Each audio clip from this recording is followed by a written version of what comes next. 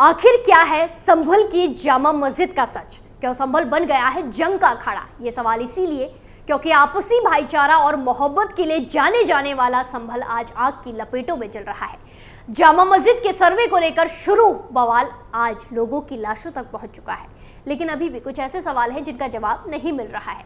राजनीति से जुड़े लोग इस मौके का भरपूर फायदा अपनी राजनीति को चमकाने के लिए कर रहे हैं, लेकिन सवाल है कि आखिर किसकी लगाई आग में संभल झुलस रहा है। चलिए कुछ ऐसे ही सवालों के जवाब इस खबर में तलाशने की कोशिश करते हैं और आपको बताते हैं पूरी कहानी। नमस्कार, कैपिटल टीवी उत्तर प्रदेश में आपका स्वागत है और मैं आपके साथ प्रिया बिस्ट।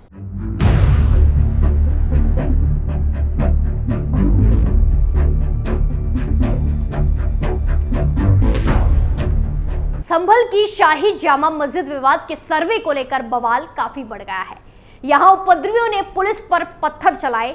इस बीच पुलिस अब आरोपियों के खिलाफ एक्शन लेने में जुटी हुई है। वहीं शाही जामा मस्जिद विवाद के मुख्य याचिकाकर्ता और कैला देवी मंदिर के महंत ऋषिराज गिरी महाराज ने कुछ ऐसा खुलासा कर दिया है जिसने इस मामले में नया मोड़ ला दिया है। दरअसल उन्होंने यहां पर मंदिर होने के दावे को लेकर विस्तार से जानकारी दी और कई सारे खुलासे किए। याचिकाकर्ता महंत गिरी का दावा है कि उनके पास एक नक्शा है जो विक्रम संवत 987 का है। इस नक्शे में संभल के 68 तीर्थ स्थलों का जिक्र है। इसके साथ ही 19 कूप यानी कुओं का भी जिक्र है। महंत गिरी का दावा है कि इन 19 कुओं में से एक कुआं मौजूदा समय की शाही जामा मस्जिद के अंदर है, जो पहले श्री हरिहर मंदिर हुआ करता था। मंदिर को बाबर ने तुड़वाकर वहां मस्जिद बना दी।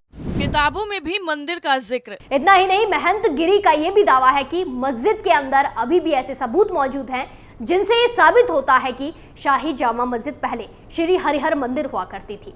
इसके अलावा महंत ऋषिराज गिरी का दावा है कि बाबर नामा किताब में भी यहाँ मंदिर होने का जिक्र है। इसके साथ ही महंत गिरी ने एक और किताब का जिक्र किया है और उसी किताब को आधार बनाकर ये दावा किया गया है कि यहाँ पर पहले श्री हरिहर मंदिर होता था। पूजा करने के लिए लगाएंगे याचिका। महंत गिरी का कहना है कि वो कोर्ट में एक याचिका लगाएंगे और कोर्ट में दरख्वास्त करेंगे कि शाही जामा मस्जिद में नमाज अदा करने पर रोक लगाई जाए और हिंदुओं को वहां पर पूजा करने की इजाजत दी जाए। याचिकाकर्ता महंत गिरी का कहना है कि संभल की शाही जामा मस्जिद को लेकर जो हिंसा हुई है वो निंदनीय है और दंगाई स्थानीय निवासी नहीं थे, दूर से वहां बुलाए गए थे।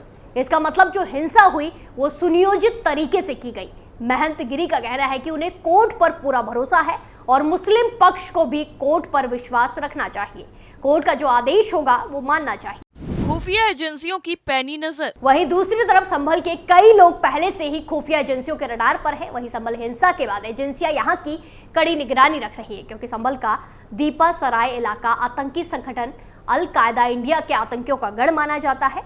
अल कायदा के चीफ ऐमान अल जवाहिरी ने साल 2014 में वीडियो जारी करके जिस सनाउल हक उर्फ मौलाना असीम उमर को अल कायदा इंडिया का चीफ बनाया था वो संभल का रहने वाला था। साथ ही उसके कनेक्शन दीपा सराय इलाके से जुड़े थे। हालांकि सनाउल हक उर्फ मौलाना असीम उमर को अफगानिस्तान में साल 2019 में अमेरिकी एजेंसियां और अफगानिस्तान फोर्स के जॉइंट ऑपरेशन में मार गिराया गया था।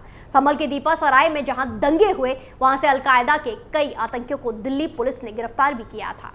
दीपा सराय से आसिफ की भी हुई थी गिरफ्तारी। आसिफ पाकिस्तान से ट्रेनिंग लेकर भारत आया था और संभल में स्लीपर सेल का नेटवर्क तैयार कर रहा था। जब सेंट्रल एजेंसियों के इनपुट पर स्पेशल ने गिरफ्तार किया तो कोर्ट ने साल 2016 में आसिफ को सजा सुनाई थी। वहीं संभल का ही रहने वाला अल कायदा का आतंकी शर्जील फरार चल रहा है। शर्जील इंडियन एजेंसी का मोस्ट वांटेड आतंकी है। दावा किया जाता है कि वो इस वक्त पाकिस्तान में रह रहा है। इसके अलावा अल कायदा का आतंकी जफर उर्फ गुड्डू भी संभल के दीपा सराय का रहने वाला है। 2016 में कोर्ट ने आतंकी गतिविधियों में शामिल रहने पर उसे सजा सुनाई थी। कैसे भड़की संभल में हिंसा? अब चलिए आपको बताते हैं कि आखिर कैसे संभल में हिंसा भड़की। दरअसल उत्तर प्रदेश के संभल में जामा मस्जिद के सर्वे के दौरान हिंसा भड़क गई। वहीं मामले में पुलिस ने एक्शन लेना भी शुरू कर दिया है। उपद्रवियों को पकड़ने के लिए पुलिस ने 24 नवंबर को रात भर छापेमारी की। साथ ही पुलिस ने समाजवादी पार्टी के सांसद जियाउल रहमान बर्क और स्थानीय विधायक के बेटे सोहेल इकबाल के खिलाफ केस दर्ज किया है। सपा सांसद पर आरोप है कि उन्होंने सुनियोजित तरीके से इस हिंसा को भड़काया। इसके लिए उन्होंने मस्जिद के बाहर भीड़ को इकट्ठा किया और फिर उसे उकसाया, जिसके बाद इतने बड़े स्तर पर यह हिंसा हुई है। जिला अदालत के आदेश के बाद संभल की शाही जामा मस्जिद के अंदर सर्वे का काम चल रहा था। सर्वे के दौरान अचानक भारी संख्या में लोग मस्जिद के बाहर इकट्ठा हो गए और नारेबाजी करने लगे। इसके बाद पुलिस की टीम पर पथराव शुरू कर वाहनों में आग लगा दी गई। पुलिस ने भीड़ को तितर बितर करने के लिए आंसू गैस और लाठियों का इस्तेमाल किया। इस हिंसा में 5 लोगों की मौत हो गई। संभल में 1 दिसंबर तक बाहरियों की एंट्री पर बैन। वही हिंसा के बाद संभल में जिला प्रशासन ने बाहरी लोगों की एंट्री पर 1 दिसंबर तक बैन लगा दिया है। हालांकि भीम आर्मी चीफ और नगीना से सांसद चंद्रशेखर आजाद ने ऐलान किया है कि वो संभल जाएंगे और मृतकों के परिजनों से मुलाकात करेंगे। उन्होंने कहा कि हर बार सरकार के इशारे पर पुलिस ने निहत्थे आंदोलनकारियों पर सीधे गोली चलाकर हमारे लोगों की जानें ली है। मैं जल्द ही घायल पुलिसकर्मियों से मिलकर इस हिंसा की सच्चाई देश के सामने लाने की कोशिश करूंगा। ASI रिपोर्ट में छिपा है संभल की जामा मस्जिद का सच। पहले वाराणसी की ज्ञानव्यापी मस्जिद, मथुरा की शाही ईदगाह मस्जिद को लेकर कोर्ट में मामला चल रहा है। इसी बीच संभल की जामा मस्जिद को लेकर एक और बड़ा विवाद भड़क गया है। यहाँ सैकड़ों साल पुराने जामा मस्जिद के मंदिर होने का दावा किया गया है। जिले की सिविल कोर्ट के आदेश के बाद 19 नवंबर को संभल की इस मस्जिद का सर्वे भी किया गया, जिसके बाद प्रदेश में सांप्रदायिक सियासत एक बार फिर गर्मा गई। हिंदू पक्ष का दावा है कि जामा मस्जिद प्राचीन हरिहर मंदिर था, जहां पर कलयुग में विष्णु के देशावतार में एक कल्कि का अवतार होना है। वहीं मुस्लिम पक्ष इस दावे को सिरे से खारिज कर रहा है। मुस्लिम पक्ष का कहना है कि मस्जिद में हिंदू मंदिर होने के कोई सबूत नहीं है। जामा मस्जिद का इतिहास। अब एक नजर संभल की जामा मस्जिद के इतिहास पर। दरअसल संभल जिले में सदियों से खड़ी जामा मस्जिद को लेकर पहले भी कई बार विवाद खड़ा हो चुका है और कहा गया है कि ये हिंदू मंदिर है। हिंदू पक्ष का दावा है कि मुगल बादशाह बाबर ने इस मस्जिद को मंदिर तोड़कर बनाया था। वहीं मुसलमान कहते हैं कि बाबर ने इस मस्जिद को बनवाया ही नहीं था, उसने इसका जीर्णोद्धार भले कराया था, लेकिन जामा मस्जिद मुगल काल में नहीं बनी थी। ये यहाँ इससे भी पहले से थी और मोहम्मद बिन तुगलक के शासनकाल में बनाई गई थी। मुस्लिम पक्ष के लोगों का दावा है कि लोधियों को हराने के बाद बाबर संभल आया जरूर था, लेकिन उसने यहाँ कोई मस्जिद नहीं बनवाई। उसने जामा मस्जिद का जीर्णोद्धार कराया था। मंदिर का वास्तु भी इस ओर इशारा करता है कि ये मुगल कालीन नहीं है। वहीं हिंदू पक्ष इसके वास्तु को लेकर ही ये दावा कर रहा है कि मस्जिद को मंदिर तोड़कर बनवाया गया है। इसके सबूत के तौर पर ASI की एक पुरानी रिपोर्ट और बाबरनामा का जिक्र किया जा रहा है।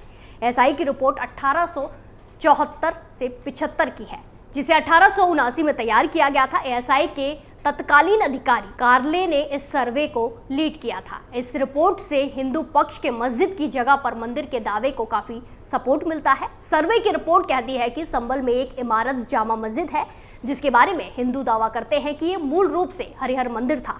इसमें 20 वर्ग फीट केंद्र गुंबदाकार कक्ष है।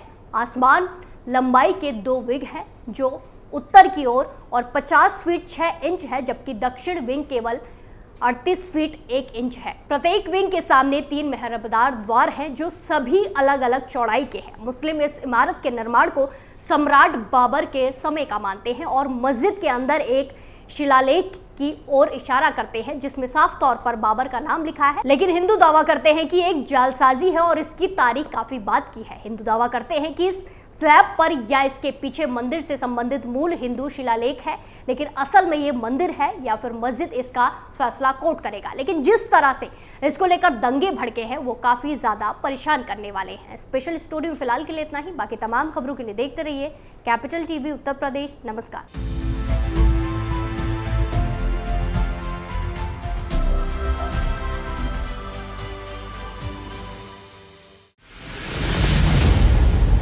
मैं राजनीति करता नहीं, पर राजनीति को बहुत गहरे तक समझता हूं। मैं लोगों के बीच रहता हूं, लोगों के मन को अच्छे से जानता हूं।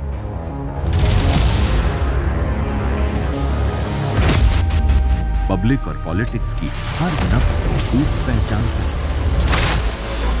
संघर्ष की सियासत से सत्ता के सिंहासन तक मैं हर खबर से खरा सच निकालता हूं। ना कोई दौड़, ना कोई race. Capital TV Uttar Pradesh.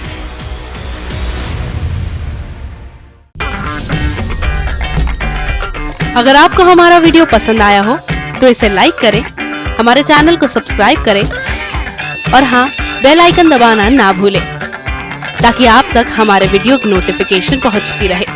आप अपना सुझाव हमें कमेंट बॉक्स में दे सकते हैं। हमारे साथ जुड़ने के लिए शुक्रिया।